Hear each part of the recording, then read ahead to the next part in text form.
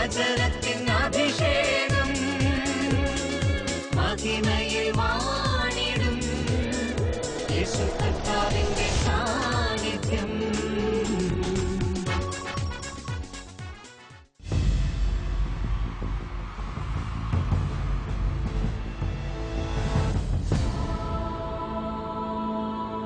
നിൻ വചനം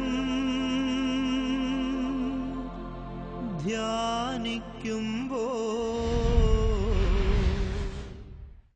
ഹല്ലേലൂയ. മഹത്വത്തിൻ സാന്നിധ്യം. ഈ ശുശ്രൂഷയിലേക്ക് കടന്നു വന്നിരിക്കുന്ന എല്ലാ പ്രിയപ്പെട്ടവർക്കും നമ്മുടെ കർത്താവായ യേശു ക്രിസ്തുവിൻ്റെ കൃപയും സമാധാനവും ആശംസിക്കുന്നു. 107 സങ്കീർത്തനം 20 തിരുവചനം. അവിടുന്ന് തൻ്റെ വചനമയച്ച് അവരെ സൗഖ്യമാക്കി. അവിടുന്ന് തൻ്റെ വചനമയച്ച് അവരെ സൗഖ്യമാക്കി. നമ്മുടെ കർത്താവിൻ്റെ വചനം സൗഖ്യദായകമാണ്. അവിടുത്തെ മുറിവുകളിൽ നമുക്ക് പരിപൂർണമായ സൗഖ്യമുണ്ട്. സങ്കീർത്തകനായ ദാവീദ് തൻ്റെ ജീവിതത്തിൽ താൻ അനുഭവിച്ച സൗഖ്യം നമ്മോട് പങ്കുവെക്കുകയാണ്. ഈ ശുശ്രൂഷയിൽ പലവിധ രോഗങ്ങൾ മൂലം കഷ്ടപ്പെടുന്ന അനേകമായിരങ്ങൾ പങ്കെടുക്കുന്നുണ്ട്.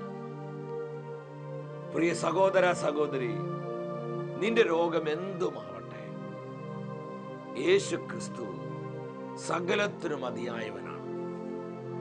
Jesus is our healer. കർത്താവിന്റെ വചനം എന്താണ് യേശുവിനെ കുറിച്ച് പറയുന്നത്? അവൻ റാഫയാണ്, തന്റെ ജനത്തെ സുഖപ്പെടുത്തുന്ന ദൈവം.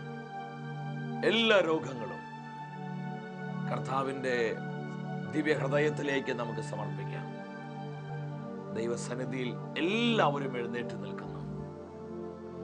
വലതുകരം സ്വർഗത്തിലേക്ക് ഉയർത്തി നമുക്ക് പ്രാർത്ഥിക്കാം. കർത്താവായ ദൈവമേ, ഞങ്ങളുടെ മേൽ പരിശുദ്ധാത്മാവിനെ വർഷിക്കണമേ. പരിശുദ്ധാത്മാവേ വരണമേ. സൗഖ്യത്തിന്റെ ആത്മാവായി, കൃപയുടെ ആത്മാവായി, വചനത്തിന്റെ ആത്മാവായി, വിശുദ്ധിയുടെ ആത്മാവായി ഞങ്ങളിൽ കത്തിപ്പടരണമേ. Hallelujah, hallelujah, hallelujah. കരങ്ങൾ അടിച്ച് ആത്മാവിൽ നിറഞ്ഞ് നമ്മൾ പാടി പ്രാർത്ഥിക്കുകയാണ്. നമ്മുടെ കുടുംബങ്ങളിലേക്ക് പരിശുദ്ധാത്മാവ് ഉന്നതമായ അഭിഷേകമായി വരുന്ന സമയം അനേകം വ്യക്തികളെ കർത്താവ് സുഖപ്പെടുത്തുകയാണ്. എല്ലാം മറന്ന് ഹൃദയം തുറന്ന് ഒരുമിച്ച് പാടി പ്രാർത്ഥിക്കുന്നു. നമ്മൾ ആയിരിക്കുന്നിടത്ത് എല്ലാവരും ഒരുമിച്ച് കർത്താവിനെ ആരാധിച്ച്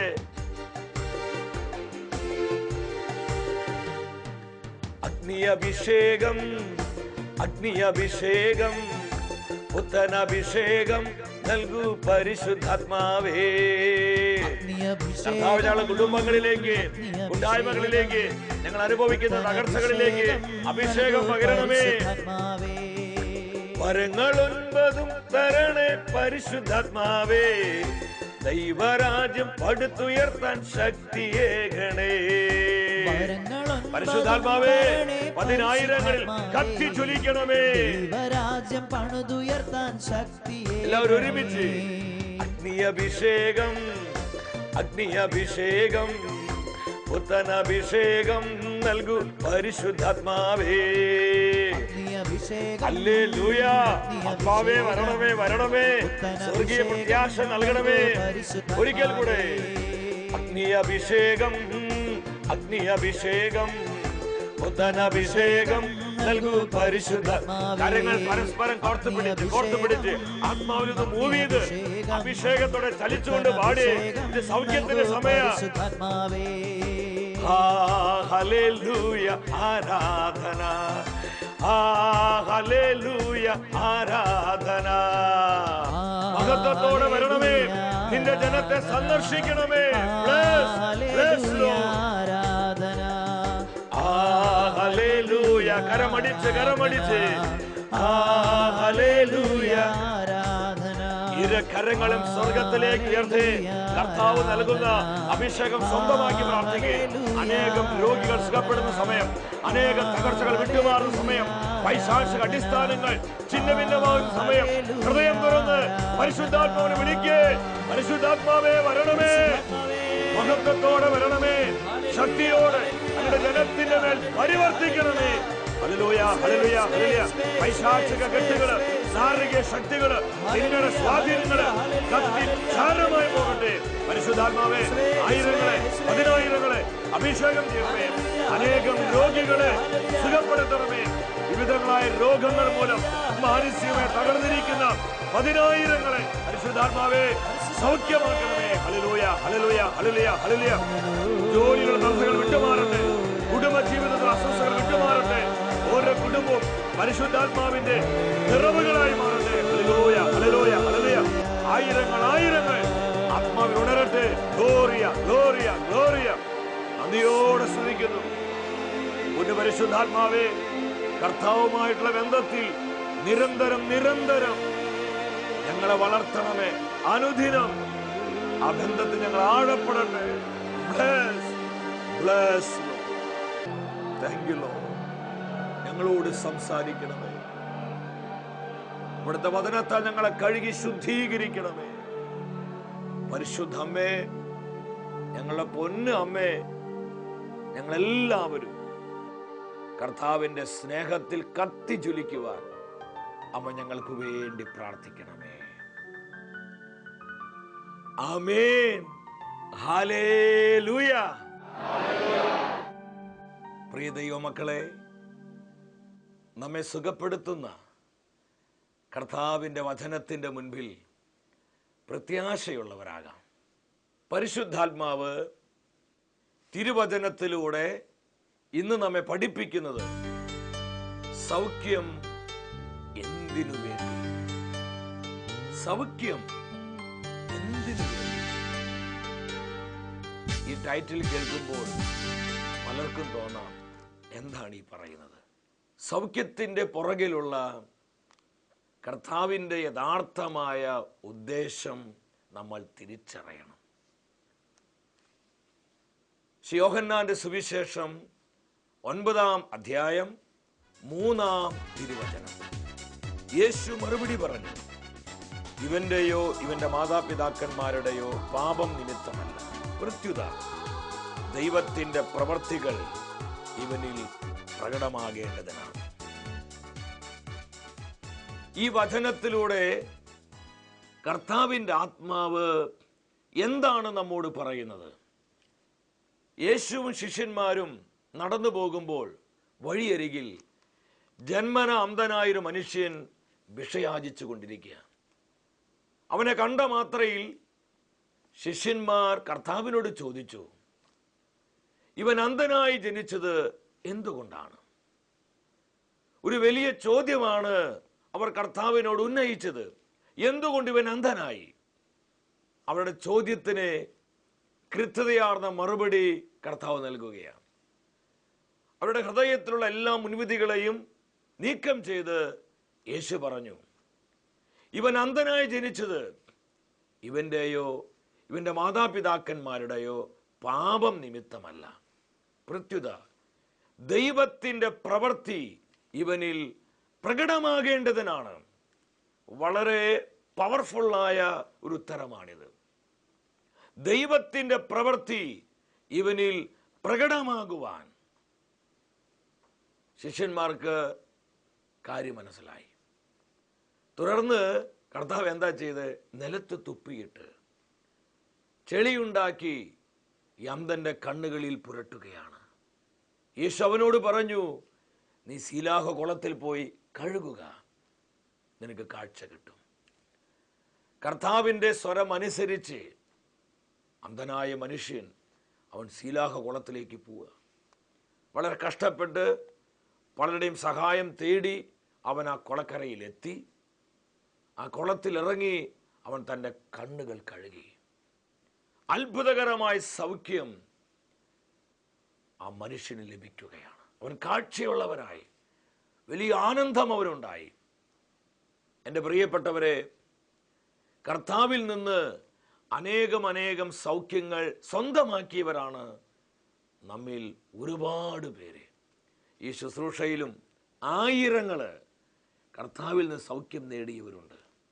പലവിധ രോഗങ്ങൾ മൂലം കഷ്ടപ്പെട്ട് വേദനിച്ചിരുന്ന അനേകരുടെ കണ്ണീര് കണ്ട് കർത്താവ് ഇറങ്ങി വന്ന് അത്ഭുതകരമായ സൗഖ്യം തന്നത്. ദൈവത്തിൻ്റെ വചനം ആവർത്തിച്ച് നമ്മോട് പറയുന്നുണ്ട്, യേശു ക്രിസ്തു സുഖപ്പെടുത്തുന്ന ദൈവമാണ്. പുറപ്പാടിൻ്റെ പുസ്തകം 15-ാം അധ്യായം 26-ാമത്തെ വാക്യം. വിശുദ്ധ ബൈബിളിൽ ആദ്യമായിട്ടാണ് കർത്താവ് സുഖപ്പെടുത്തുന്നവനാണെന്നുള്ള വെളിപ്പെടുത്തൽ ഈ വചനത്തിലൂടെ ദൈവത്തിൻ്റെ ആത്മാവ് നമുക്ക് നൽകുന്നത്. ഞാൻ നിന്നെ സുഖപ്പെടുത്തുന്ന കർത്താവാണ്. യേശു റാഫയാണ്, സൗഖ്യത്തിൻ്റെ ദൈവം. അപ്പോസ്തല പ്രവർത്തനം 3-ാം അധ്യായം 16-ാം വചനത്തിൽ മുടന്തനായ മനുഷ്യനെ പത്രോസ്ലീഹ യേശുനാമത്തിൽ സുഖപ്പെടുത്തുകയാണ്. അവൻ അത്ഭുത സൗഖ്യം കണ്ട് അനേകരെ വിസ്മയഭരിതരായി. ജനക്കൂട്ടത്തോട് പത്രോസ്ലീഹ വിളിച്ചു പറഞ്ഞു, ഞങ്ങളല്ല ഇവനെ സുഖപ്പെടുത്തിയത്, കർത്താവായ യേശു ക്രിസ്തുവിൻ്റെ നാമം മൂലമാണ് ഈ മനുഷ്യൻ സൗഖ്യം പ്രാപിച്ചത്. യേശുവിൻ്റെ നാമം സുഖപ്പെടുത്തുന്ന നാമമാണ്. ഈ സൗഖ്യങ്ങൾ എന്തിനാണ് കർത്താവ് നമുക്ക് നൽകുന്നത്? സൗഖ്യത്തിൻ്റെ പുറകിലുള്ള ദൈവിക ഉദ്ദേശം നമ്മൾ വേണ്ട വിധം തിരിച്ചറിയണം. കർത്താവ് നമ്മെ സുഖപ്പെടുത്തുന്നത് തൻ്റെ സ്നേഹത്തിൻ്റെയും തൻ്റെ ജനത്തോടുള്ള അവിടുത്തെ മനസ്സലിവിൻ്റെയും അടയാളമാണ്. എന്നാൽ നമ്മൾ ഈ സൗഖ്യം പ്രാപിച്ച് 2 ഹല്ലേലൂയ പറഞ്ഞ് 3 പാട്ടും പാടി കുറച്ച് വചനം കേട്ട് പോയാൽ മാത്രം പോരാ. ഈ സൗഖ്യത്തിലൂടെ കർത്താവ് ആഗ്രഹിക്കുന്ന നമ്മൾ തിരിച്ചറിഞ്ഞ് ആ ആഗ്രഹത്തിൽ നമ്മൾ വളരുമ്പോഴാണ് നമ്മുടെ ജീവിതം കർത്താവിനും സഭയ്ക്കും പ്രോഫിറ്റബിൾ ആയിട്ട് മാറുന്നത്. ഈ ജീവിതം കർത്താവിന് പ്രയോജനപ്പെടണ്ടേ? ഇന്ന് അനേകമായിരങ്ങൾ കർത്താവ് തങ്ങൾക്ക് നൽകിയ സൗഖ്യത്തിൻ്റെ ശക്തി മനസ്സിലാക്കി ആ സൗഖ്യത്തിലൂടെ അനുദിനം കർത്താവിൻ്റെ കൃപയിൽ വളർന്ന് ജീവിതം കർത്താവിനെ സമർപ്പിച്ച പലരെയും വ്യക്തിപരമായി എനിക്കറിയാം. തൃശ്ശൂരടുത്ത് തലൂര് ജെറുസലേം ധ്യാന കേന്ദ്രത്തിൽ ഒരു കൊച്ചുരാണേച്ചിയുണ്ട്. കുറച്ച് വർഷങ്ങൾക്ക് മുമ്പ് സൊറിയാസിസ് രോഗം പിടിപെട്ട് വളരെ അപകടകരമായൊരവസ്ഥയിലായിരുന്നു. മെഡിക്കൽ സയൻസ് കൈവിട്ടു. ശരീരം മുഴുവൻ ചൊറിഞ്ഞ് പൊട്ടിയൊലിച്ച് ദുർഗന്ധം വമിക്കുന്ന ഒരവസ്ഥയായിരുന്നു. കർത്താവിൻ്റെ പ്രിയപ്പെട്ട അഭിഷിക്തൻ ബഹുമാനപ്പെട്ട പട്ടത്തച്ഛൻ്റെ ശുശ്രൂഷയിലൂടെ ദൈവത്തിൻ്റെ പരിശുദ്ധാത്മാവ് അത്ഭുതകരമായ സൗഖ്യം ഈ സഹോദരിക്ക് കൊടുത്തു. ഈ സൗഖ്യത്തിലൂടെ തൻ്റെ ജീവിതം പൂർണ്ണമായും കർത്താവിനെ ഡെഡിക്കേറ്റ് ചെയ്യുകയാണ്.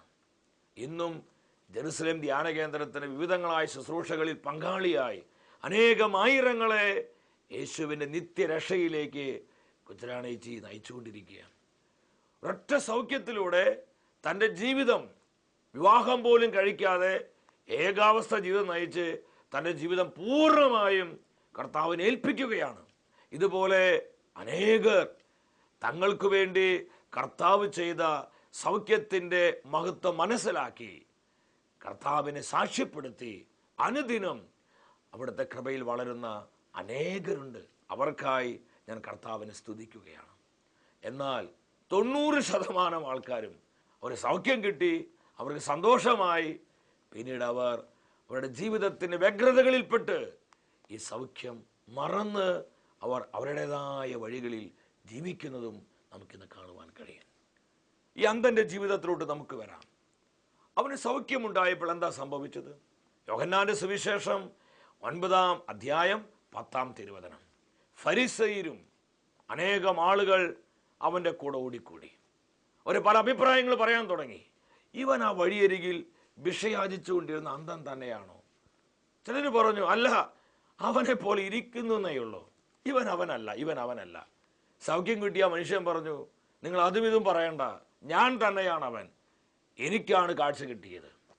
ഉടനെ അവർ ചോദിച്ചു, നിന്നെ ആരാ സുഖപ്പെടുത്തിയത്? നിനക്ക് ആരാ കാഴ്ച തന്നത്? ഒന്നാമത്തെ സ്റ്റേജ്. സൗഖ്യം കിട്ടിയ ഈ മനുഷ്യൻ മറുപടി പറയുകയാ. ഇവന്റെ ജീവിതത്തിലൂടെ സൗഖ്യം എന്തിനു വേണ്ടിയാണെന്ന് ദൈവത്തിന്റെ പരിശുദ്ധാത്മാവ് വ്യക്തമായി നമ്മെ പഠിപ്പിക്കുകയാണ്.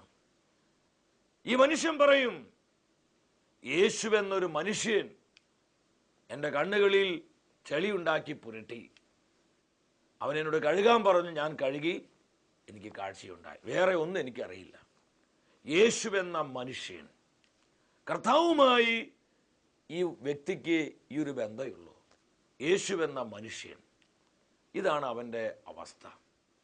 എന്നാൽ ഈ സൗഖ്യ അനുഭവത്തിലൂടെ പിന്നീട് നമുക്ക് കാണാൻ കഴിയുന്നത് അവൻ കർത്താവുമായിട്ടുള്ള ബന്ധത്തിൽ വളരുന്ന കാഴ്ചയാണ്. യോഹന്നാന്റെ സുവിശേഷം 9-ാം അധ്യായം 14-ാം തിരുവചനം. സൗഖ്യം കിട്ടിയ ഈ മനുഷ്യൻ തൻ്റെ സൗഖ്യാനുഭവം പങ്കുവെച്ചപ്പോഴും യഹൂദന്മാർക്ക് വിശ്വസിക്കാൻ കഴിഞ്ഞില്ല. അവർ വീണ്ടും ചോദിച്ചു, നീ പറഞ്ഞത് ശരി തന്നെയാണോ? സാബത്ത് ദിവസമല്ലേ നിനക്ക് കാഴ്ച കിട്ടിയത്? അവൻ എവിടുന്നാ വന്നത്? നിന്നെ ആരാ സുഖപ്പെടുത്തിയത്? നിനക്ക് എങ്ങനെ സൗഖ്യം കിട്ടിയത്? വീണ്ടും ഇങ്ങനെ ചോദിച്ചുകൊണ്ടിരിക്കുക. യോഹന്നാന്റെ സുവിശേഷം 9-ാം അധ്യായം 14-ാം തിരുവചനത്തിൽ സൗഖ്യം കിട്ടിയ മനുഷ്യൻ വീണ്ടും വിളിച്ചു പറയാ. ഇത് സെക്കൻഡ് സ്റ്റേജ് ആണ്. അവന്റെ കാഴ്ചപ്പാടുകൾക്ക് വരുന്ന മാറ്റം കണ്ടു. ഇത് തന്നെയാ കർത്താവ് നമ്മിൽ നിന്നെല്ലാം പ്രതീക്ഷിക്കുന്നത്. ഓരോ ദിവസവും കർത്താവുമായിട്ടുള്ള ബന്ധത്തിൽ, കർത്താവുമായിട്ടുള്ള കണ്ടുമുട്ടലിൽ നമ്മൾ ആഴപ്പെടുകയും വളരുകയും ചെയ്യണം. എങ്കിൽ മാത്രമാണ് നമ്മുടെ ജീവിതം ദൈവരാജ്യത്തിന് പ്രയോജനമുള്ളതായി മാറുകയുള്ളൂ. അവൻ പറഞ്ഞു, യേശു എന്നെ സുഖപ്പെടുത്തി, അവൻ എനിക്ക് കാഴ്ച നൽകി. യേശു ഒരു മനുഷ്യനാണെന്നുള്ള ആ കാഴ്ചപ്പാടിൽ നിന്ന് ഹീലർ, അവൻ സുഖപ്പെടുത്തുന്നവനാണ്, യേശു സൗഖ്യം നൽകുന്നവനാണ്. ഈ ഒരു ആത്മീയ കാഴ്ചപ്പാടിലേക്ക് ഈ സൗഖ്യം കിട്ടിയ ഈ മനുഷ്യൻ ഉയരുകയാണ്. യഹൂദന്മാര് പറഞ്ഞു, ഇവനോട് ചോദിച്ചിട്ട് കാര്യമില്ല. യോഹന്നാന്റെ സുവിശേഷം 9-ാം അധ്യായം 16-ാം തിരുവചനം. സൗഖ്യം കിട്ടിയ മനുഷ്യന്റെ അനുഭവം കേട്ടിട്ട് ഫരീസിയുടെ ഇടയിൽ ഭിന്നഭിപ്രായമുണ്ടായി. കുറെ വ്യക്തികൾ പറഞ്ഞു, ഈ മനുഷ്യൻ സാബത്ത് ആചരിക്കുന്നില്ല, ഇവൻ ദൈവത്തിൽ നിന്ന് വന്നവനല്ല.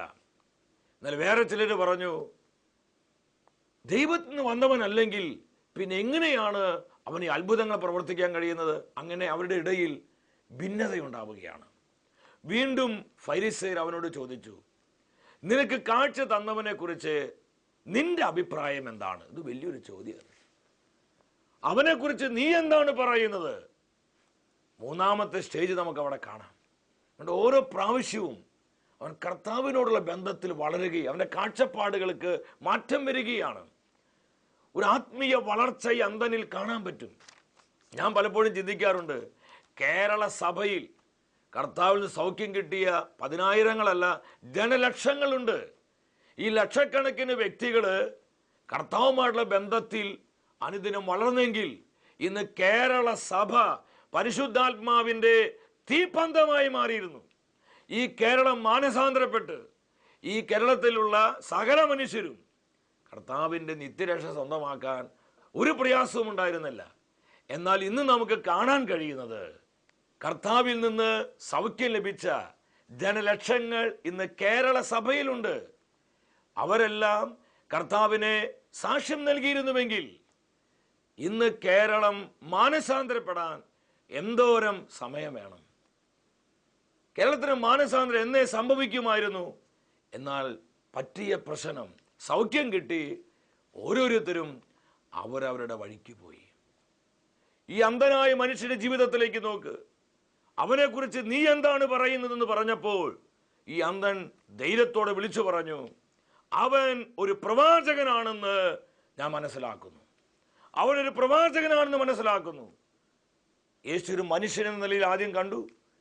മനുഷ്യനിൽ നിന്ന് അവനൊരു ഹീലറാണ്, സുഖപ്പെടുത്തുന്നവനാണ്, സൗഖ്യദായകനാണ്.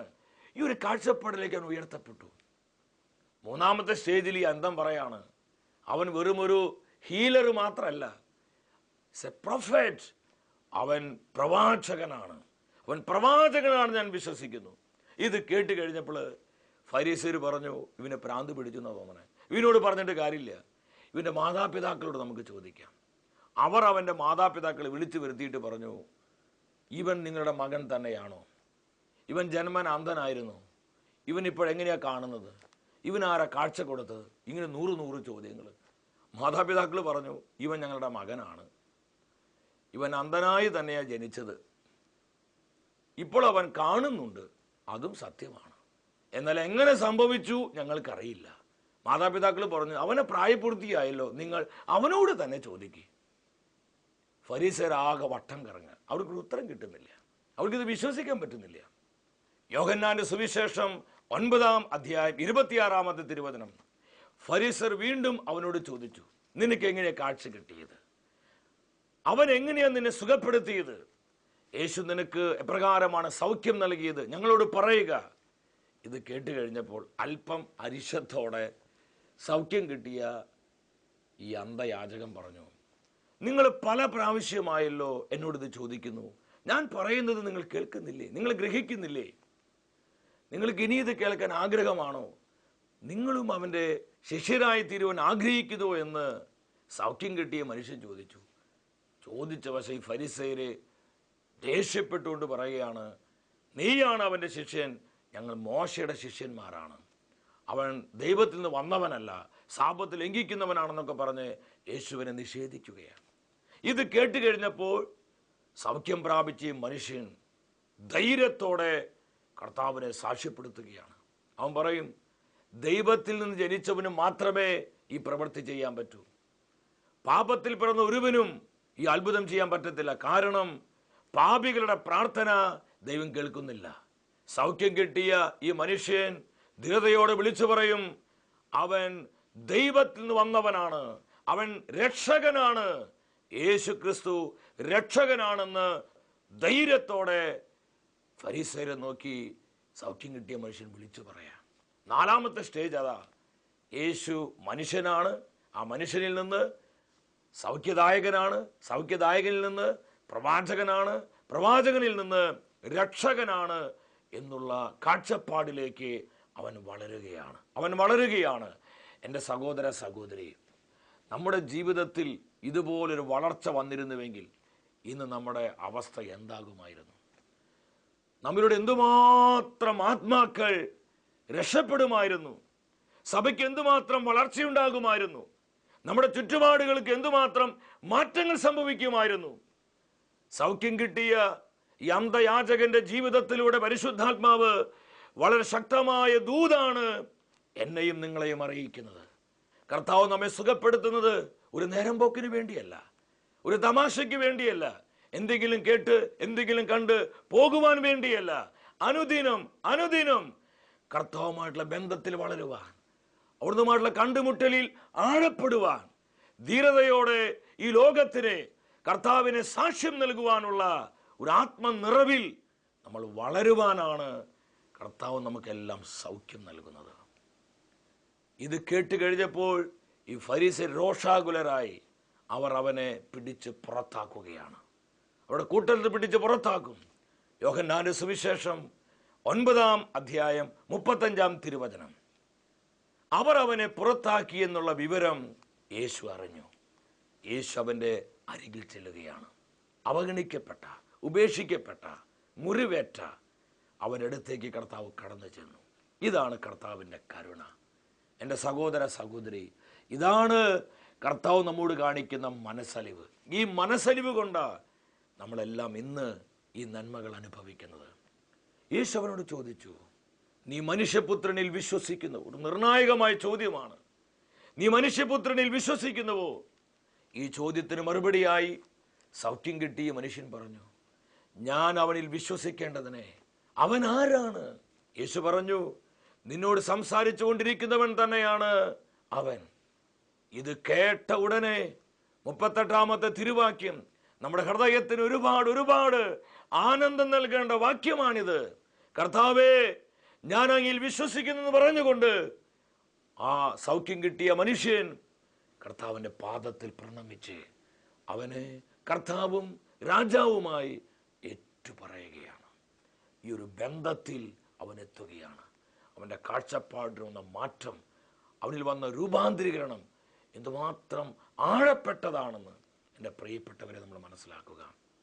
ഒരു മനുഷ്യനിൽ നിന്ന് സൗഖ്യദായകനിലേക്ക്, സൗഖ്യദായകനിൽ നിന്ന് പ്രവാചകനിലേക്ക്, പ്രവാചകനിൽ നിന്ന് രക്ഷകനിലേക്ക്, രക്ഷകനിൽ നിന്ന് അവൻ കർത്താവാണ്, അവൻ ദൈവമാണ് എന്നേറ്റു പറയുന്ന ഒരു കണ്ടുമുട്ടലിലേക്ക്, ഒരു കാഴ്ചപ്പാടിലേക്ക് ഈ സൗഖ്യം കിട്ടിയ അന്ധയാചകൻ ഉയരുകയാണ്.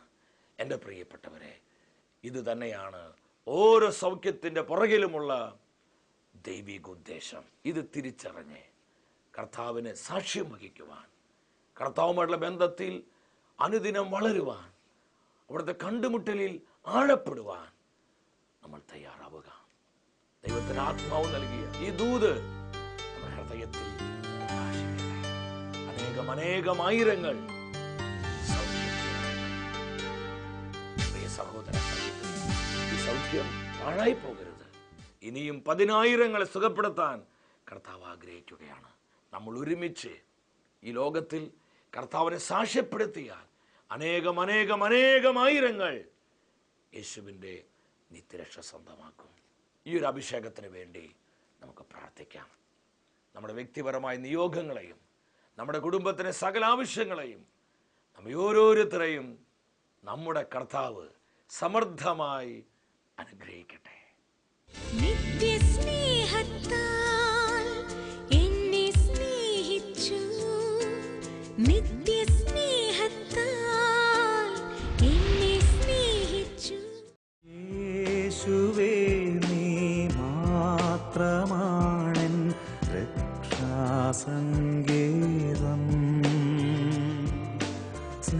മഹത്വപൂർണനായ കർത്താവേ, തിരുസന്നിധിയിൽ ഞങ്ങൾ കടന്നു വന്നിരിക്കുകയാണ്. പരിശുദ്ധ കുർബാനയുടെ മുൻപിൽ നമ്മളായിരിക്കുന്നിടത്ത് മുട്ടുകുത്തി പ്രാർത്ഥിക്കുക. ഇത് കൃപയുടെ സമയമാണ്. അനേകരെ യേശു സുഖപ്പെടുത്തുന്ന സമയം. ഇന്നത്തെ വചന ശുശ്രൂഷയിലൂടെ ദൈവത്തിൻ്റെ ആത്മാവ് നമ്മെ പഠിപ്പിച്ചു. സൗഖ്യം എന്തിനു വേണ്ടി? കർത്താവുമായിട്ടുള്ള ബന്ധത്തിൽ അനുദിനം വളരുവാനാണ് ഈശോ നമുക്ക് സൗഖ്യം നൽകുന്നത്. ഇത് അനേകർ ഈശോ കരം പിടിച്ച് ഉയർത്തുന്നു. ജീവിതത്തിന്റെ പലവിധ തകർച്ചകളിൽ നിന്ന് അപ്രകാരമുള്ള വ്യക്തികൾക്ക് കർത്താവ് വിമോചനം നൽകുകയാണ്. Hallelujah, hallelujah, hallelujah. കർത്താവേ, അത്ഭുതത്തിന് കരങ്ങൾ നീട്ടണമേ. കർത്താവേ, സൗഖ്യത്തിന് കരങ്ങൾ നീട്ടണമേ. കർത്താവേ, അങ്ങയുടെ ജനത്തിന്റെ മേൽ അനുഗ്രഹത്തിന് കരങ്ങൾ നീട്ടണമേ. ഈ ആരാധന ശുശ്രൂഷയിൽ വിശ്വാസത്തോടെ പ്രാർത്ഥിച്ചുകൊണ്ടിരിക്കുന്ന ജനലക്ഷങ്ങളെ അനുഗ്രഹിക്കണമേ. Hallelujah, hallelujah, hallelujah. നമ്മെ അനുഗ്രഹിക്കുന്ന, നമ്മെ സുഖപ്പെടുത്തുന്ന കർത്താവിന്റെ നാമം വിളിച്ച് ഹൃദയം നുറുകി പ്രാർത്ഥിക്കുക. യേശുവേ, യേശുവേ, അത്ഭുതത്തിന് ദൈവമേ, അത്ഭുതത്തിന് രാജാവേ, ഞങ്ങളിൽ പ്രവർത്തിക്കണമേ.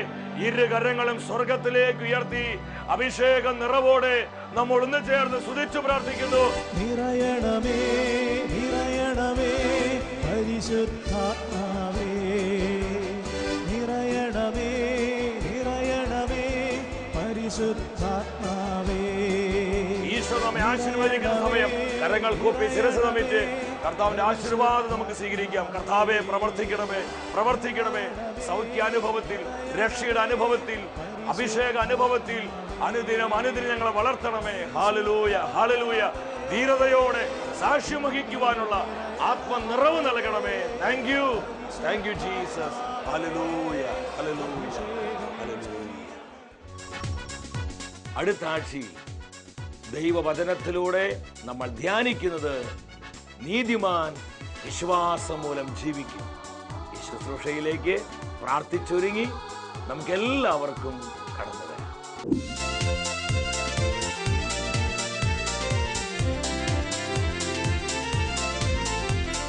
മഹത്വമേ, മഹത്വമേ, മഹത്വത്തിൻ രാജാവേ, മഹത്വത്തിൻ സാന്നിധ്യം.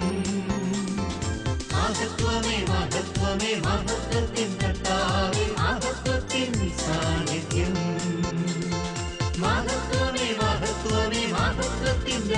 രാജാവേ മഹത്വത്തിൻ സാന്നിധ്യം മഹത്വമേ മഹത്വമേ മഹത്വമേ